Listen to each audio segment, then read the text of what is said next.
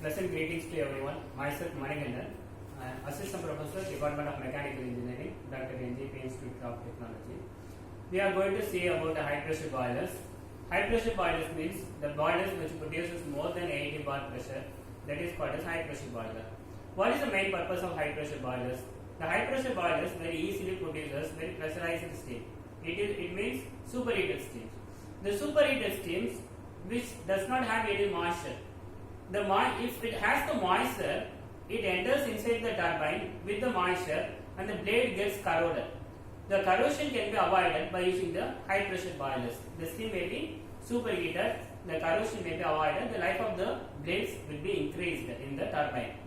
Here and also the high pressure boilers will have a higher efficiency. Here we can see one of the type of high pressure boilers is Raman boiler. In Raman boiler we have the drum. In this drum, the water is sent through the feed water. So the water is collected here. This water entering inside the boiler through the circulating pump. Here we have the grate where combustion takes place. The flue gases coming out of the grate is flowing up through the tubes.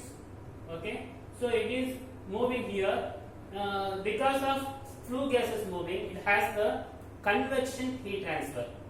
So the water which is flowing inside the water tubes gets heated because of the flue gases. The water becomes evaporated. The evaporated water entering inside the drum once again. Here in the drum, the steam is collected in the top and the water is collected in the bottom.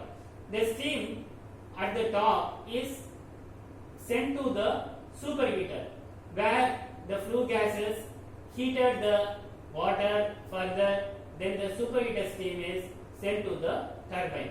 Here we have the economizer. Before entering inside the drum, this economizer preheated the water. The preheated water is collected here, and this is the flue gases going out of the chimney. It heats the air. The air is collected here. This preheated air, it is sent to the combustion chamber where combustion takes place effectively. Here the ash pan that can be collected here. This setup of Raman boiler. This Raman boiler produces the superheated steam by using the flue gases. Here we get superheated steam. It is more than 80 bar. That is, it is around 130 bar. So the main advantage is here we have the multiple tubes. Thereby the heating occurs effectively, and also we can get the superheated steam in with the minimum minimum combustions we can achieve the superheated steam. Similarly, the another boiler is Bunsen boiler. Here the bubbles can be avoided because we avoid the drum here.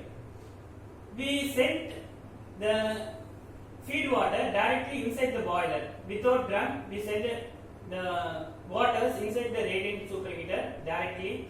Because of the flue gases, it is getting heated and it is flowing through the evaporator and converted to superheater and collected back. The arrangement is similar to the Raman boiler, whereas here the drum is avoided. We have the air preheater, economizer, convection evaporator, and the superheater. Everything is similar to the Raman boiler. The only difference is here we can avoid the drum, because if we avoid the drum, the bubbles may be avoided. That is the main difference here. Here you see it has the difficulties of bubble formation is eliminated. The transport of Bunsen boiler parts is easier as no drum are required and majority of the parts are carried to the side without pre-assembly. Required smaller floor area. This is the main purpose of using the Bunsen boiler. It can also produce more than 80 bar. The one more boiler is called as low effect boiler. Here the salt formation may be avoided. In previous boilers we have the waters which is flowing inside the tubes. Here the steam itself flowing inside the tubes. How it can be generated? The water is collected at the bottom. This water will be mixed with the superheated steam, and the evaporated water is collected flowing through the tubes. Thereby, the salt formation may be avoided. If the water is flowing without any heat, there may be the possibility of salt formation.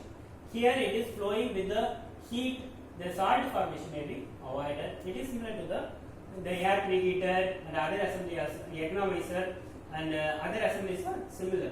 The only difference is the superheated steam, which is 1/3 of the superheated steam is taken here and it is mixed with the water.